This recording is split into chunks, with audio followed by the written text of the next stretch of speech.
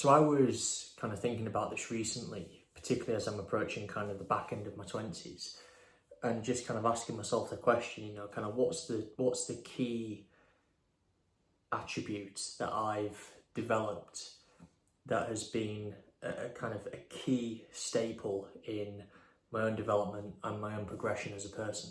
And I think this kind of ties across my social life. It also ties across my professional life from a career standpoint, is the ability to walk away. But more specifically than that, it's the ability to recognize actually this situation that I'm in at this particular point in time is not serving me any purpose. It's not of any benefit to me. And as a result of that, I need to take action and remove myself from this situation and put myself in a better situation for my own development, for my own happiness, for my own peace of mind, for my own sanity in some cases. So I kind of wanted to break this down really into the different dimensions of my life where I've learned to walk away, because hopefully for some of you it might be maybe a bit of a wake-up call, but actually something where you can look at and say, actually, yeah, I'm in the same boat as you. I'm currently in that position at the minute, in that aspect of my life, and maybe, yeah, I should consider moving on or walking away completely. I guess the first point I wanted to draw upon was actually in my early 20s. So to give you guys a bit of background, I'm sure you've probably heard me mention this previously, but when I was in my early 20s, I was doing athletics. I did that for a good 7 years. Now, for the first probably 3 to 4 years, I did javelin, so I was a javelin thrower. But the squad I was with at the time, it was a good group of friends, but I guess as time progressed, I noticed that the nature of the friends that I had, it wasn't beneficial to me after a while, in the respect that, I could go out and get my hair permed because actually it just made me feel better about myself. It made me have more confidence in myself, basically, because at the time I was really struggling with self-confidence, struggling a little bit with anxiety in some ways. And so because of that, I just wanted to experiment just to see, okay, what is it I can do to change who I am, to make me feel more confident in myself. So in the first instance, it was getting my hair permed, it was experimenting with my dress code. And to me, if you're going to have a good supportive group of friends, they should back you in whatever you do. If you want to pursue your own business, if you want to move to a different part of the country, if you want to change who you are as a person, physically speaking, your friends in theory should support you on that journey. And I just found after a while that the friends that I did have at the time weren't supportive. Like, it just seems that anything that I did, they just mocked it, and it wasn't necessarily in like a friendly, joking kind of way. It was more so in a malicious kind of way. And I think what I kind of began to realise with time is it wasn't anything I was doing wrong. If anything, it was just a reflection of their own insecurities, because they didn't have that confidence to do what I was doing, which was changing who I am and actually taking the action to change who I am as a person to become more confident.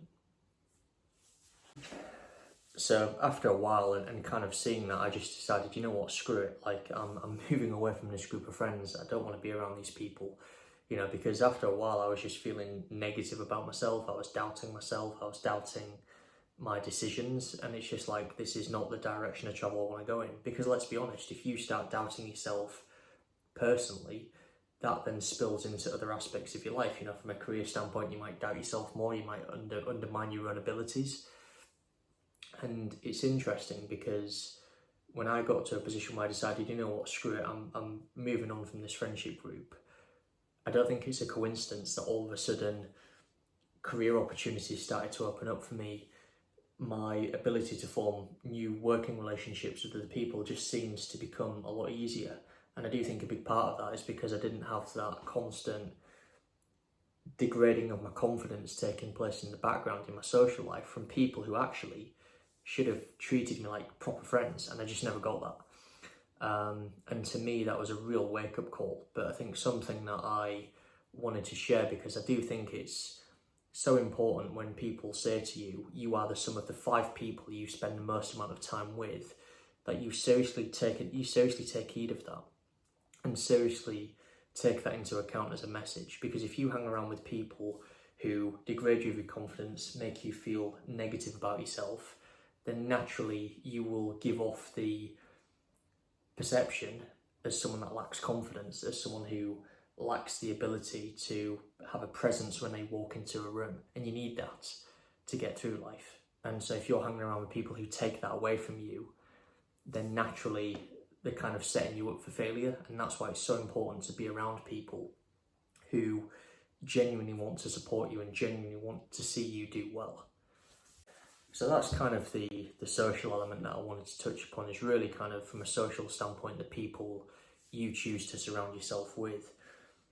The other point I wanted to touch on, and this will be probably more relevant to you guys where you're in a position where you want to progress your career, and you're in a position where, you know, you care about the idea of actually, if you put a lot of hard work into a job or a career or a business, that you get a return that you're satisfied with. And I can tell you from experience, there's been many a time where I have literally poured my heart out into like previous job roles. I've gone the extra mile of working extra hours. I've managed like a bigger workload compared to others. And whilst it was absolutely fantastic from a development standpoint, and whilst it was absolutely fantastic for developing experiences and situational experience that I could draw upon to further develop my career, there was instances where with time I realised that actually, you know what, I'm putting in all this work, but yet there's not really anything in it for me.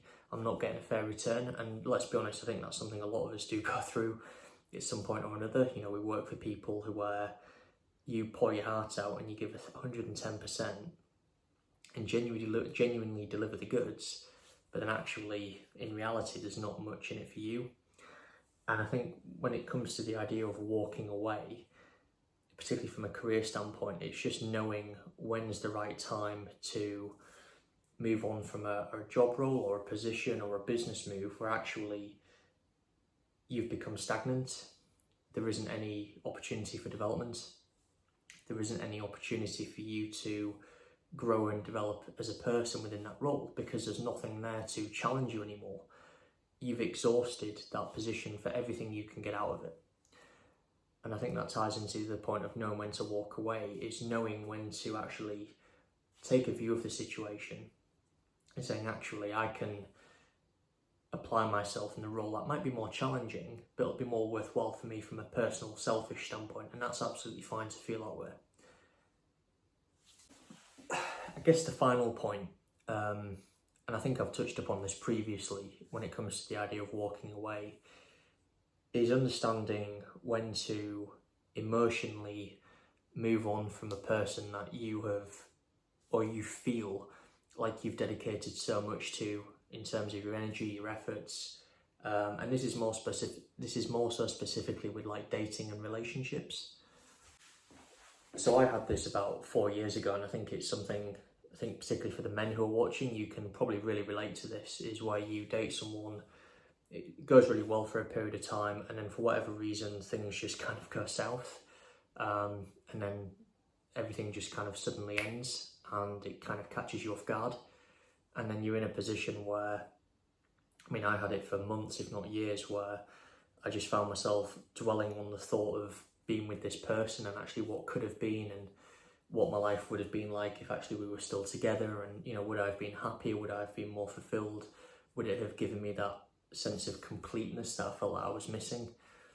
And it's a trap that you can easily fall into, where you become so consumed by the idea of being with this person that's no longer around, that you let life pass you by almost. You kind of miss the opportunities because you're so tunnel visioned and focused on wanting this one thing to happen that in reality just won't happen anymore because the opportunity's gone. It's past.